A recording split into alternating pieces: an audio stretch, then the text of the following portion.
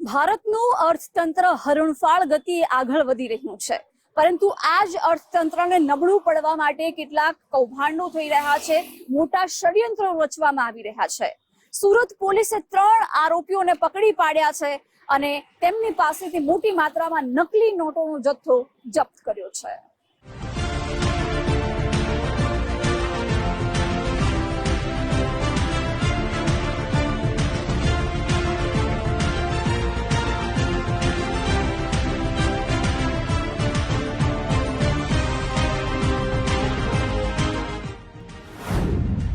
નકલી નોટના નેટવર્કનો પર્દાફાશ. ભીડભાડનો ફાયદો ઉઠાવી વટાવતા નકલી નોટ. 3 આરોપી પોલીસ પકડમાં. નકલી નોટના નેટવર્કના તાર બાંગ્લાદેશ સુધી લંબાયા. નકલી નોટનો ખેલ, આરોપી પહોંચ્યા જેલ. ભારતના અર્થતંત્રને નુકસાન પહોંચાડવા અનેક પેંતરા દુશ્મનો અજમાવે છે. નકલી નોટનો ખેલ ખેલનારા આરોપી હવે પહોંચ્યા છે જેલ. સુરત પોલીસના એક્શનને પગલે આરોપીઓના મનસૂબા પર પાણી ફરી વળ્યું. સુરતનું આ લિંબાયત પોલીસ સ્ટેશન. આ પોલીસ સ્ટેશનમાં રહેલા 3 આરોપીઓને ધ્યાનથી જુઓ. આ એ જ આરોપી છે જે નકલી નોટના નેટવર્કને ચલાવતા હતા. સૌથી પહેલા તો આ આરોપીઓના નામ જાણો. પકડાયેલા આરોપીના નામ છે સફીકુલ ઇસ્લામ નેસુદ્દીન શેખ, મોહમ્મદ રાકીબ નાઝિમુદ્દીન શેખ, તાજમહાલ ઉર્ફે મિલન જયમત મંડલ.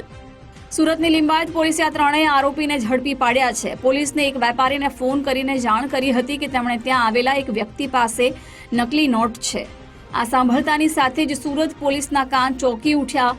તુરંત પોલીસની ટીમ પહોંચી હતી અને ત્યાંથી આરોપી સફીકુલ ઇસ્લામ નેસુદ્દીન શેખને પોલીસે પકડી તેની પાસેથી 5 નકલી નોટ મળી આવી હતી. પરંતુ આરોપીની સઘન પૂછપરછમાં સામે આવ્યું કે આરોપીના સાથીદારો પણ આ નકલી નોટના ખેલમાં જોડાયેલા છે. એટલા માટે પોલીસે સાથીદારો હતા ત્યાં પણ રેડ કરી હતી. પોલીસના દરોડામાં કુલ 769 બનાવટી ચલણી નોટ મળી આવી. આ તમામ નોટ 500ની હતી. પોલીસે આરોપીઓ પાસેથી કુલ 3,84,500 રૂપિયાની નકલી નોટ જપ્ત કરી છે. લિંબાયત પોલીસ સ્ટેશનમાં ગઈકાલે એક મદનપુરા માર્કેટથી અનિલભાઈ કરીને એક વેપારી છે શાકભાજીના, એમનો ફોન આવેલો કે એમને ત્યાં કોઈ જે ગ્રાહક આવેલું છે એની પાસે ડુપ્લિકેટ 500ની નોટ છે. જે સંબંધે પોલીસે તાત્કાલિક ત્યાં જઈ અને રેડ કરતા જે ઈસમ છે એની પાસેથી 5 ડુપ્લિકેટ નોટો મળી આવેલી. ત્યારબાદ એની પૂછપરછ દરમિયાન જે પોતે જ્યાં રહેતો હતો અથવા એના સાથીદારો જ્યાં હતા ત્યાં જઈને રેડ કરતાં કુલ 3,80,000 ઉપરાંતની ડુપ્લિકેટ 500ની નોટો મળી આવેલ છે. આજે છે એ કુલ 3 આરોપીઓ પકડાયેલ છે, જેમાં સફીકુલ, તાજમહાલ અને એક મોહમ્મદ રાકીબ કરીને જે છે, ત્રણેય પશ્ચિમ બંગાળના મુર્શિદાબાદ જિલ્લાના રહેવાસી છે. આ લોકો જે છે એ બાંગ્લાદેશથી આ નોટો લાવેલા હોવાનું જણાવેલ છે.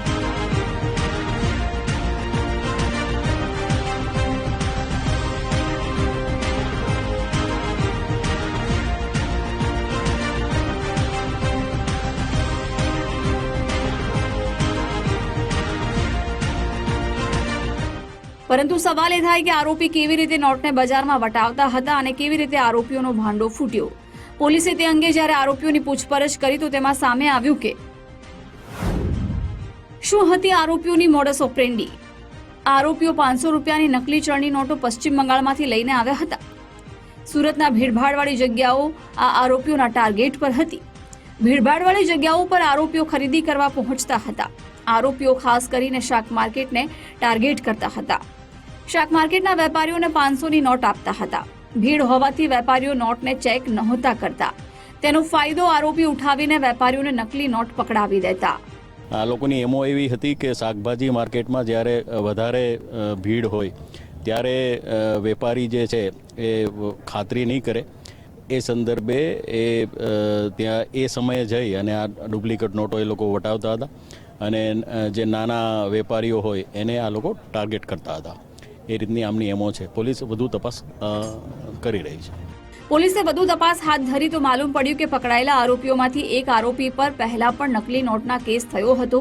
ત્યારે તે 1,000ની નોટને વટાવવાનો પ્રયાસ કર્યો, પરંતુ પોલીસ ત્યારે ચોંકી ગઈ કે જ્યારે પોલીસે આરોપીઓ પાસેથી એ સાંભળ્યું કે આ નકલી નોટ બાંગ્લાદેશથી આવે છે. અને કુલ તપાસ દરમિયાન જણાવેલ છે કુલ 5 લાખ રૂપિયાની જે આ છે ડુપ્લિકેટ કરન્સી એ લોકો લાવેલા, જેમાંથી 1.25 લાખ જેટલી નોટો એ લોકો વટાવી ચૂક્યા છે. બાકીની રકમ પોલીસે કબજે કરેલી છે. અને આ જે છે એ ક્યાંથી લાવતા હતા એ સંદર્ભે જે પોલીસ છે એ વધુ તપાસ હાથ ધરેલી છે. આ પૈકી જે સફીકુલ છે એ પૂણા પોલીસ સ્ટેશનમાં 2011ની સાલમાં 1000ની નોટો વટાવતા અગાઉ પકડાઈ ચૂકેલો છે, જે સંબંધે જે તે સમયે ગુનો પણ દાખલ કરેલો છે.